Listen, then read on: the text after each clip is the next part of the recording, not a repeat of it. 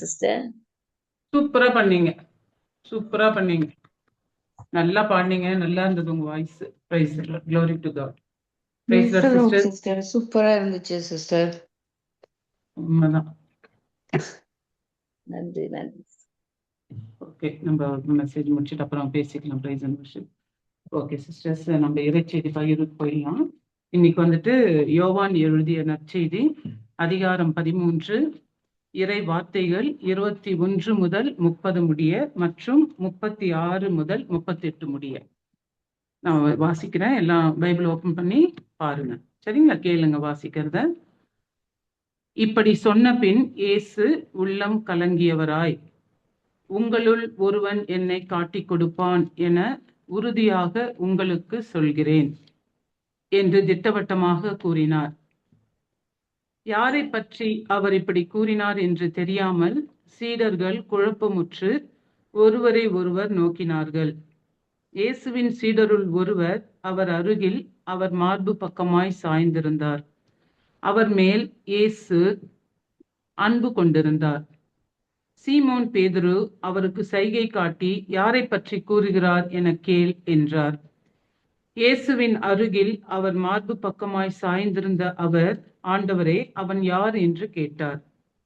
இயேசு மறுமொழியாக, நான் யாருக்கு அப்பத்துண்டை தோய்த்து கொடுக்கிறேனோ அவன்தான் என சொல்லி அப்பத்துண்டை தோய்த்து சீமோன் இஸ்காரியோத்தின் மகனாகிய யூதாசுக்கு கொடுத்தார். அவன் அப்பத்துண்டை பெற்றதும் சாத்தான் அவனுக்குள் நுழைந்தான்.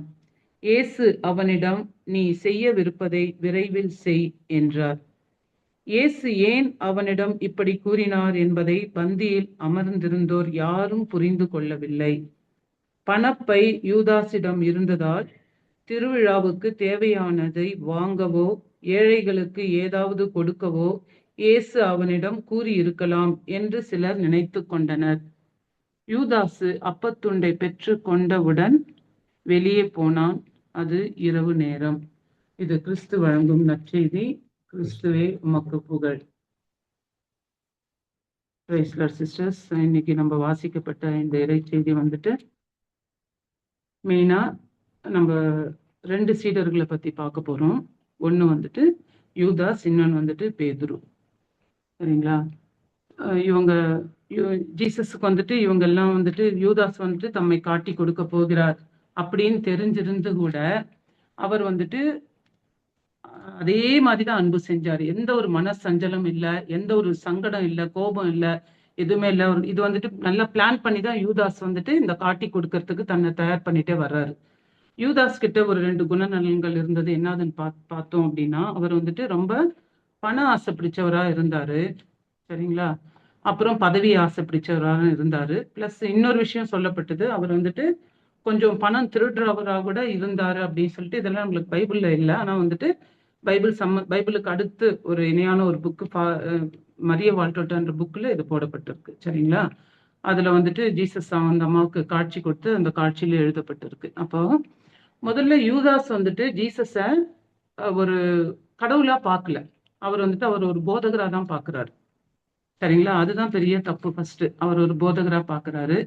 அப்புறம் இப்படி அவர் துரோகம் செய்ய போறாரு அப்படின்றது ஜீசஸுக்கு நல்லா தெரியும். அப்படி இருந்து கூட கடவுள் வந்துட்டு அவர் மேல இருந்த அன்புல எந்த ஒரு மாற்றம், எந்த ஒரு கஷ்டம், சங்கடம் எதுவுமே இல்லை அவருக்கு. சரிங்களா? அப்போ கடவுள் வந்துட்டு ஜீசஸுக்கு தெரியும் கடவுளின் திருவுளம் என் வழியா நிறைவேறணும். அப்போ தந்தையின் திருவுளத்துக்கு தன்னை முழுவதுமாக ஒப்பு கொடுத்தார். இப்படி காட்டி கொடுக்கிறவங்க மத்தியில வாழ்ந்தாலும், மறுதலிக்கிறவங்க மத்தியில வாழ்ந்தாலும், சரிங்களா? சீடர்கள் ஜீசஸ் பாடுபட போறப்போ தூங்கி கொண்டிருந்தாங்க. அப்போ அவர் படுற பாடுகள் எல்லாம் நினைச்சு ஜெபம் பண்ணல. ஜீசஸுக்கு யாருமே ஈடு கொடுக்கல. அப்படி இருந்தவங்க மத்தியில வாழ்ந்தா கூட ஜீசஸ் வந்துட்டு எல்லாரையும் ஒரே மாதிரிதான் அன்பு செஞ்சாரு. சரிங்களா? அப்போ இப்படியாப்பட்ட அன்பு, ஜீசஸோட அன்பு பாருங்க, எப்பேற்பட்ட அன்பு. அப்போ நம்ம இந்த இடத்துல நம்ம நினைச்சு பார்க்கணும், நம்ம எப்படி இருக்கிறோம், நம்ம அன்பு எப்படி இருக்குது அப்படின்னு சொல்லிட்டு ஒரு கிளான்ஸ் நம்ம சிந்திச்சு பார்க்கணும். யூதாஸுக்கு பண ஆசை, பதவி ஆசை இருந்ததுன்னு நான் சொன்னேன் ஏற்கனவே. அவர் திருடரா கூட இருந்தாருன்னு அந்த புக்ல சொல்லப்பட்டிருக்கு. சரிங்களா? இப்ப யோவான் 11:29 இதை வாசிக்கிறப்போ என்ன சொல்லுதுன்னா, பணப்பை யூதாஸிடம் இருந்தது. அப்போ இந்த பணப்பை யூதாஸ் கிட்ட இருந்தது. அதுல இருந்து அவருக்கு தெரியுது அவரு ரொம்ப பண ஆசை பிடிச்சவர். அப்போ பண ஆசைதான் எல்லா தீமைக்கும் ஆணிவேர் அப்படின்ட்டு இறைவார்த்தை நம்மளுக்கு சொல்லுது. சரிங்களா? அதனால நம்ம ரொம்ப கேர்ஃபுல்லா இருக்கணும். இதெல்லாம் நம்மளுக்கு ஒரு எச்சரிக்கை தான். நம்மளுக்கும் நம்ம எப்படி இருக்கிறோம் அப்படின்னு சொல்லிட்டு இது யூதாஸுக்கு மாத்திரம் சொல்லப்பட்டது இல்ல. அன்னைக்கு யூதாஸுக்கு, இன்னைக்கு நம்ம ஒவ்வொருவருடையும் ஆண்டவர் பேசுறாரு. நம்ம எதுல ரொம்ப ஆசையா இருக்கிறோம் இந்த உலக பிரகாரமான காரியங்கள்ல அப்படின்னு நம்ம சிந்திச்சு பார்க்கணும். இப்போ இப்ப ஜீசஸ் வந்துட்டு ஒருத்தன் என்ன காட்டி கொடுக்க போகிறான் அப்படின்னு சொன்னப்போ கேக்குறாங்க யாரு அப்படின்னு கேட்டதுமே அங்க ஜீசஸ் என்ன சொல்றாரு, யாருக்கு நான் இந்த அப்பத்துண்டை தோய்த்து கொடுக்கிறேனோ முதல்ல யாருக்கு தரனோ அவங்கதான் அப்படின்னு சொல்லிட்டு. அப்போ அது யூதாஸ் பெற்றுக்கொண்டார். அதை வாங்கிட்டு வெளியில போனதுமே அது வந்துட்டு 30ஆம் வசனத்துல இப்படி போடப்பட்டிருக்கு. யூதாசு அப்பத்துண்டை பெற்று கொண்டவுடன் வெளியே போனான். அது இரவு நேரம். இங்க இரவு நேரம் அப்படின்றது அது எதை குறிக்குது அப்படின்னா, அது ஒரு இருளின் நேரம், பாவத்தின் நேரம், சின்ன கூட குறிக்குது. சரிங்களா? இருள்ன்றது ஒரு பாவம் செய்யக்கூடிய வகையையும் குறிக்குது. அது ஒரு இருள்ன்றது ஒளிக்கு முரண்பாடா இருக்குது. சரிங்களா? அதனால ஒரு தீமையின் காரியங்கள் செய்யக்கூடிய ஒரு நேரத்துக்கும் அது ஒப்பிடப்பட்டிருக்கு. அப்படி அப்புறம் வந்துட்டு இப்போ வந்துட்டு ஜீசஸ் வந்துட்டு யூதாஸுக்கு அவர் எவ்வளவு அன்பு செஞ்சாருன்னா அவர் மனம் மாறணும்ட்டு ரொம்ப விருப்பப்பட்டாரு. ஆனா யூதாஸுக்கு 3 வாய்ப்பு தர்றாரு. சரிங்களா? முதல் வாய்ப்பு, இந்த ரா உணவின் போது மானிட மகன் காட்டி கொடுப்பவனுக்கு ஐயோ கேடு அப்படின்னு சொல்றாரு. சரிங்களா? அப்போ அப்ப என்ன, ஏன் அப்படி சொல்றாரு உனக்கு ஐயோ கேடு அப்படின்னா, அட்லீஸ்ட் அப்படியாவது இவனுக்கு ஒரு விழிப்பை தரணும். எச்சரிக்கையா இருப்பா யூதாஸே, எச்சரிக்கையா இரு, விழிப்பா இரு, தவறி விழுந்துடாத, விழுந்தா உனக்கு எதிர்காலமே ஒரு கேள்விக்குறியாயிடும் அப்படின்னு சொல்லிட்டு ஒரு எச்சரிக்கை செய்தியை கடவுள் இங்க இன்டைரக்டா தர்றாரு.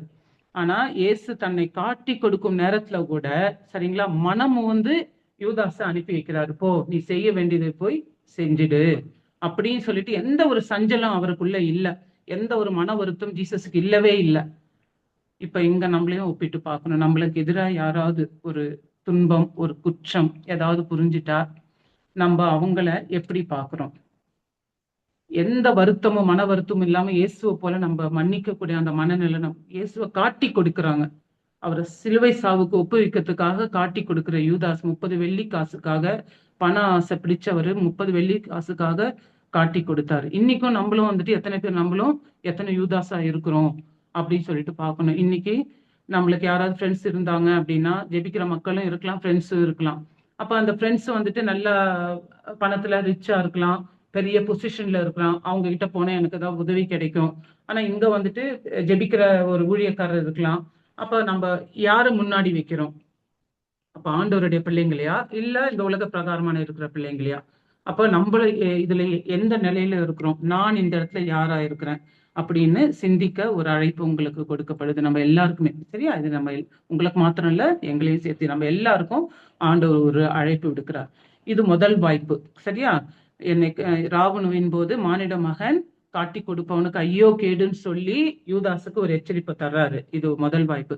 2வது வாய்ப்பு வந்துட்டு கெத்செமனே தோட்டத்துல என்ன பண்றாரு இயேசு, ரத்த வியர்த்து இறங்கி வரும் பொழுது இயேசு யூதாஸிடம், தோழா, மானிட மகனை முத்தமிட்டா காட்டி கொடுக்க போகிறார். எப்பேற்பட்ட வார்த்தை பாருங்க. சரியா? அவருக்கு முத்தம் கொடுத்து, முத்தம் யாருக்கு தருவோம்? ஒரு அன்பின் நிமித்தமாக செய்யக்கூடிய ஒரு செயல். யூதாசு ஜீசஸ எப்படி முத்தம் கொடுத்து அவரை காட்டி கொடுக்கிறார் பாருங்க. சரியா? நம்ம ஒரு குழந்தைய பார்த்ததுமே, இல்ல நம்ம ரொம்ப நாள் கழிச்சு ஒரு அம்மா அப்பாவையோ, இல்ல நம்மளுக்கு பிரியப்பட்டவங்கள, இல்ல நம்ம ஃப்ரெண்ட்ஸையோ, நம்ம கிளாஸ்மேட்ஸையோ ரொம்ப நாள் கழிச்சு ஒருத்தவங்களை பாக்குறோம் அப்படின்றப்போ, இல்ல நம்ம வீட்டுல ஒரு குட்டீஸ் இருந்தா கூட டெய்லி அத்தனை முத்தம் கொடுப்போம் இல்லையா? முத்தம் வந்துட்டு ஒரு அன்பின் வெளிப்பாடு. ஆனா இவர் முத்தமிட்டு ஜீசஸ காட்டி கொடுக்கிறாரு. அப்போ 2வது வாய்ப்பு இங்க தர்றாரு. இப்போ வந்துட்டு முத்தமிட்டா காட்டி கொடுக்க போகிறாய் அப்படின்னு கேட்கிறாரு. அப்பவும் இயேசு, நீ தவறு செய்யாத அப்படின்றதுக்காக தான் இந்த கேள்வியை அவர்கிட்ட போடுறாரு.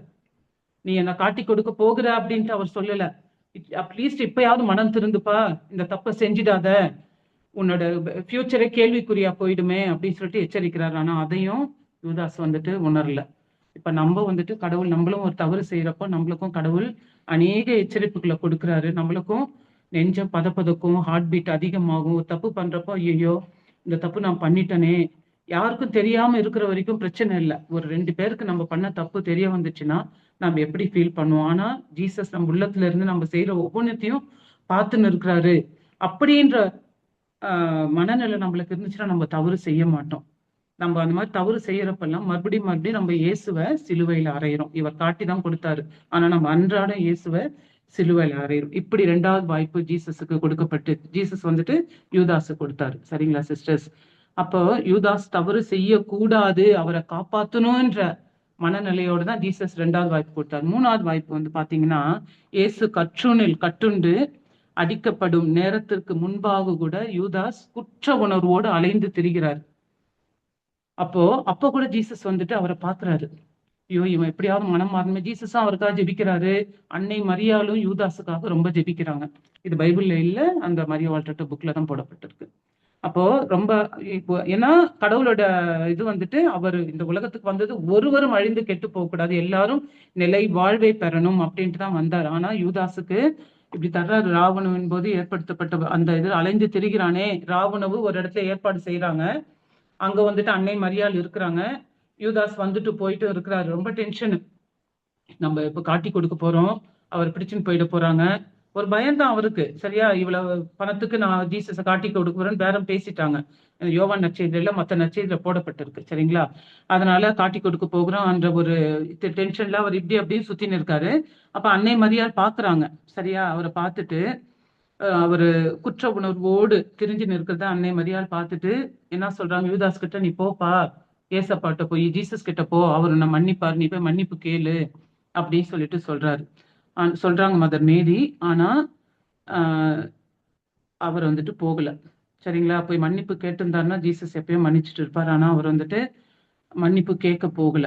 சரியா? ஆனா ஜீசஸ் அப்ப கூட அவர் இந்த மனநிலை என்னதுன்னா, அவருக்காக வேணாரு, ஓகே, அவர் மன்னிப்பு கேட்க வரல, பிதாவின் திட்டம் இப்படி நிறைவேறணும்னு இருக்குது, அதுக்கும் தன்னை முழுசுமா கையளித்தாரு. ஆனாலும் கூட முழுசுமா அவர் அன்பு செஞ்சார் கடைசி வரைக்கும் ஒரே மனநிலையோட. சரியா? ஒரு நல்லது நடந்தாலும் சரி, கெட்டது நடந்தாலும் சரி, ஆண்டவரோட மனநிலை ஒரே மனநிலையா இருந்தது. பிலிப்பியர் 2:5 இயேசு கிறிஸ்து இப்படி சொல்றாரு, இயேசு கிறிஸ்து கொண்டிருந்த மனநிலையே உங்களிலும் இருக்க கடவுது அப்படின்னு சொல்லிட்டு. இயேசு கிறிஸ்து என்ன மனநிலை கொண்டிருந்தாரு? தன்னை துன்புறுத்தினவங்களையும் துன்புறுத்தாதவங்களையும் எல்லாரையும் ஒரே மாதிரி அன்பு செஞ்சார். எப்படி சூரியன் வந்துட்டு மேல இருந்து உதிச்சு எல்லாருக்கும் அந்த சூரிய வெளிச்சத்தை கொடுக்குதோ, நல்லோர் மேலும் தீயோர் மேலும் வானம் பொழிந்து மழை பொழியறப்பையும் நல்லோர் மேலும் தீயோர் மேலும் பொழியப்படுது இல்லையா? அப்படியாதான் கடவுளோட அன்பும் இருக்குது. அவர் எல்லாரையும் ஈக்குவலா தான் அன்பு செஞ்சார். இது வந்துட்டு இதுதான் யூதாஸுக்கு கொடுக்கப்பட்ட 3 வாய்ப்புகள். எப்படியாவது மனம் மாறணும்னு கடவுள் கொடுத்தாரு. இப்போ நம்ம வந்துட்டு இங்க பேதுரு கிட்ட போவோம். இப்போ 36வது வசனம். சீமோன் பேதுரு இயேசுவிடம், ஆண்டவரே, நீர் எங்கே போகிறீர் என்று கேட்டார். இயேசு மறுமொழியாக, நான் போகும் இடத்திற்கு நீ என்ன பின்தொடர்ந்து வர முடியாது அப்படின்றாரு. அப்போ நீங்க எங்க போனாலும் நான் வருவேன், இல்ல நான் உங்களுக்காக உயிரை கொடுக்க கூட நான் ரெடியா இருக்கிறேன் அப்படின்னு பேதுரு சொல்றாரு. அப்ப ஜீசஸ் சொல்றாரு, இப்பொழுது என்னை நீ பின்தொடர்ந்து வர இயலாது, பின்னரே என்னை பின்தொடர்வாய் அப்படின்னு ஜீசஸ் சொல்றாரு. அப்படி சொன்னதுக்கு அப்புறம் கூட அவர் என்ன சொல்றாரு பாருங்க, ஆண்டவரே, ஏன் இப்போது நான் உம்மை பின்தொடர்ந்து வர இயலாது, உமக்காக என் உயிரையும் கொடுப்பேன் அப்படின்னு சொல்றாரு. இயேசு அவரை பார்த்து, எனக்காக உயிரையும் கொடுப்பாயோ?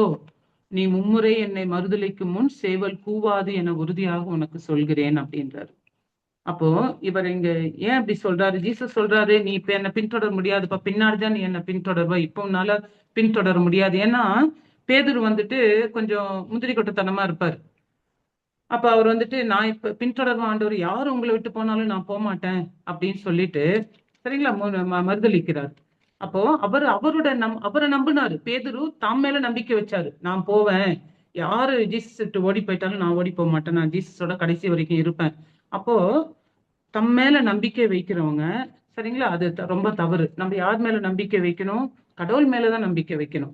இப்போ ஒருத்தவங்க கூப்பிடுறாங்க, எங்கேயாவது கூப்பிடுறாங்க, சிஸ்டர் எனக்கு இந்த மாதிரி ஒரு ஜப ரெக்வஸ்ட் இருக்கு, கொஞ்சம் வர்றீங்களா அப்படின்னு கேட்டா, சரி நான் வந்துட்டு இத்தனை டைமுக்கு வர்றேன் அப்படின்னு சொல்லி சில டைம்ல ஓகே நான் வர்றேன் அப்படின்னு சொல்லிடுறேன், ஆனா என்னால் போக முடியாது. அப்ப நம்ம எப்படி பதில் தரணும்?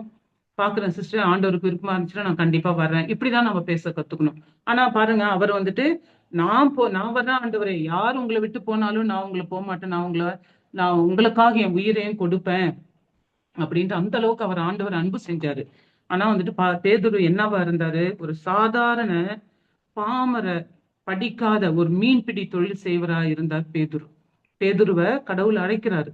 நைட் ஃபுல்லா பேதுரு போய் மீன் பிடிச்சது நம்மளுக்கு எல்லாருக்கும் தெரியும். அது போய் மீன் பிடிக்க போறாரு, படகுல மீன் கிடைக்கல. அப்ப ஜீசஸ் வந்து நிக்கிறாரு, வர்றாரு. என்னப்பா, பேதுரு வந்துட்டு ரொம்ப வயதுல மூத்தவர், பிளஸ் ரொம்ப அனுபவம் இருக்கு, மீன்பிடி தொழில்ல ரொம்ப அனுபவம் மிக்கவர். ஆனா ஜீசஸ் வந்துட்டு இந்த மீன் எதுவும் கிடைக்கலையா, சரி போ, ஆழத்துக்கு போய் வலது பக்கத்துல போய் வலைய போடு அப்படின்னு சொல்றாரு. அப்போ அவரு வலது பக்கம் போய் வலைய போட போறாரு. அப்போ கூட அவருக்கு ஒரு கேள்வி கேட்கிறாரு. நைட்டு முழுதும் நாங்க கஷ்டப்பட்டு போட்ட ஆண்டவரே, இருந்தாலும் நீங்க சொல்றீங்க, உங்க சொல் கேட்டு நான் போறேன் அப்படின்னு சொல்லிட்டு கடவுள் சொன்ன வார்த்தையை நம்பினாரு. அது அவருக்கு கீழ்ப்படிஞ்சாரு. ஏன்னா இவர் வயதுல மூத்தவர், அனுபவம் மிக்கவர், ஜீசஸ் சின்னவர். சரியா? ஆனாலும் அங்க பாருங்க அவர் செஞ்ச காரியங்கள். அவர் கீழ்ப்படிஞ்சார், அவர் நம்பினார். நம்பி அங்க போய் போடுறப்போ வலைகள் கிழியத்தக்க, படகுகள் அமிழத்தக்க மீன்கள் கிடைச்சது நம்ம பைபிள்ல வாசிக்கிறோம். சரிங்களா? அப்போ கடவுளை நம்பி ஒரு காரியத்தை செய்யறப்போ, நம்ம எப்பேற்பட்ட நிலையில இருந்தாலும், ஐயோ நான் தகுதியற்றவன், ஆண்டவர் என்கிட்ட வருவாரா, என் ஜெபத்தை கேட்பாரா, என் தேவைகளை சந்திப்பாரா, அப்படி எல்லாம் கிடையவே கிடையாது. கடவுள் எல்லாரையும் ஈக்குவலா தான் பாக்குறாரு. நம்ம தான் மனுஷன் தான் நம்மளுக்குள்ள ஒரு பிரிவினைகளை வச்சுக்கிறோம். அவங்க இந்த காஸ்ட், இவங்க ரிச்சு, இவங்க புவரு, இவங்க படிச்சவங்க, இவங்க படிக்காதவங்க, கிடையவே கிடையாது. சரிங்களா? ஆண்டவர் எல்லாரையும் ஒரே மாதிரி, ஒரே அன்பு செய்யறாரு, ஒரே ஈக்குவல் அன்பு. அவரோட அன்பு அகாப்பே அன்பு. அந்த அகாப்பே அன்புன்றதுக்கு என்ன தெரியுங்களா எக்ஸ்பிளனேஷனு? அது ஒரு ஹையஸ்ட் ஃபார்ம் ஆஃப் லவ். அது வந்துட்டு ஒரு ஒரு ஹையஸ்ட்னா ஒரு அவ்வளவு, அந்த அன்புக்கு ஒரு எல்லையே இல்லை. சரிங்களா? Unconditional love. கடவுளோட அன்பு வந்துட்டு ஒரு கண்டிஷனே கிடையாது. இப்ப நம்மளோட அன்பு வந்துட்டு ஒரு கண்டிஷன் இருக்கும். நான் இப்ப உங்களை அன்பு செஞ்சேன்னா, இப்ப ஃபார் எக்ஸாம்பிள் நானே உங்களுக்கு ஏதாவது யாருக்கோ ஒரு கிஃப்ட் வாங்கி கொடுக்குறேன் அப்படின்னா, அப்ப உங்களுக்கு என்ன பிடிக்கும். அடுத்து நான் வந்துட்டு அவங்களுக்கு ஏதாவது வாங்கி கொடுக்கணும். இப்ப நம்ம லவ் வந்துட்டு ஒரு கண்டிஷனோட இருக்கு. நான் ஒண்ணு செஞ்சா அவங்க எனக்கு இப்படி செய்வாங்க, இது கண்டிஷனல் லவ். ஆனா கடவுளோட அன்பு வந்துட்டு அன்கண்டிஷனல், நிபந்தனையற்ற அன்பு. சரிங்களா? அது ஒரு ஸ்பிரிச்சுவல் லவ். சரிங்களா? அப்பேற்பட்ட அன்பு தான் கடவுள் நம்மள ஒவ்வொருவரையும் அந்த அன்புல நிலைத்திருந்து வாழணும் அப்படின்னு தான் நம்மளை அழைக்கிறார். ஆனா நம்ம இன்னைக்கு சொல்றோம், நான் கடவுளை அன்பு செய்யறேன் அப்படின்னு சொல்றோம். ஆனா நம்ம கடவுள் அன்பு செய்யறோமா அப்படின்னு நினைச்சு பார்த்தா ஒரு கேள்விக்குறியாதான் இருக்கு. கடவுள் செய்யற மாதிரி அன்புல நம்ம யாருமே இருக்கிறோமா அப்படின்னு நம்ம சிந்திச்சு பார்க்கணும் சிஸ்டர்ஸ். சரிங்களா? இப்பேற்பட்ட பேதுருவ, எந்த நிலையில இருந்தாலும், பேதுருவும் கடவுளை மறுதளிச்சார், யூதாசும் ஆண்டவருக்கு துரோகம் பண்ணார். ஆனா எல்லாருமே, எல்லா சீடர்களுமே ஒரே மாதிரிதான் கடவுள் நேசிச்சாரு. ஆனா நம்ம ஒரு ராவணவின் போது பந்தி அமர்றாங்க. அந்த பந்தியில என்ன பரிமாறப்படுது? நம்ம யூஸ்வலி ஏதாவது ஒரு ஃபங்க்ஷனுக்கு போறோம்னா, அப்பா ஃபங்க்ஷன்ல நல்ல சாப்பாடு இருக்கும், ஜாலியா போவோம் இல்லையா? பஃபே சிஸ்டம் இருக்கும், நம்மளுக்கு பிடிச்சதெல்லாம் இருக்கும். ஆனா இங்க இந்த ராவணுல கடவுள் என்ன தர்றாரு அவங்களுக்கு? அவருடைய உடலையும் ரத்தத்தையும் கொடுக்குறாரு. இல்லைங்களா? கொஞ்சம் யோசிச்சு பார்க்கணும் நம்ம. அவரோட அன்பு பாருங்க எப்படி இருக்கு அப்படின்னு சொல்லிட்டு. அப்போ அந்த உடலையும் ரத்தத்தையும் பெற நம்ம எப்படி இருக்கிறோம்? நம்ம வாழ்வுல, நம்மளுடைய நடத்தையில, நம்மளுடைய சொல்ல, நம்மளுடைய பேச்சுல, நம்ம அன்பு செய்வதில் நம்மளுக்குள்ள மாற்றம் இருக்கா? அப்போ தகுதியின்றி நம்மளும் அந்த அப்பத்தை உட்கொள்றோமா? கடவுள் விரும்புற அளவுக்கு நம்ம பரிசுத்தமா இல்லைன்னா நம்ம உள்ளத்துல ரொம்ப கேவலமான உள்ளமா இருக்கும். இந்த உள்ளம் நாறிக்கிட்டு இருக்கும், கடவுளுக்கு பிடித்த உள்ளமா இருக்காது. அப்போ எப்படி கடவுள் அந்த உள்ளத்துல தங்கி இருப்பார்? நம்மள தூக்கி ஒரு சாக்கடைக்குள்ள போட்டானா இருக்க முடியுமா நம்மளால?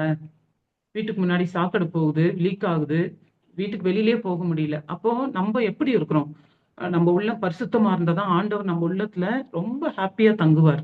சோ இந்த அகாப்பே அன்பு நம்மளுக்குள்ள பொழியப்பட்டிருந்தாதான் கடவுளை நம்மள கடவுள் இவங்களெல்லாம் மன்னிச்சு ஏற்றுக்கொண்டது போல நம்மளும் ஒருவரை ஒருவர் அன்பு செய்து மன்னித்து வாழ முடியும். சரிங்களா? இப்போ கடைசியா 1 பேதுரு 4ஆம் அதிகாரம், அதுல ஆண்டவர் ஒரு வார்த்தையை கொடுக்கிறாரு. இப்ப நம்மளுக்கு வந்துட்டு கடவுளை பின்பற்றி போறப்போ நம்மளுக்கு நிறைய பாடுகள், துன்பங்கள் உண்டு.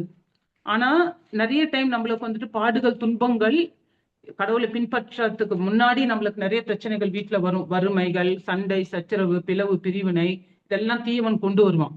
அப்ப இது நான் இயேசுவுக்காக தாங்கிக்கிறேன் அப்படின்னா அது இயேசுவுக்காக தாங்கிக்கிறது கிடையாது. அது நான் செஞ்ச தவறுனால நான் உண்டாக்கிக்கிறது.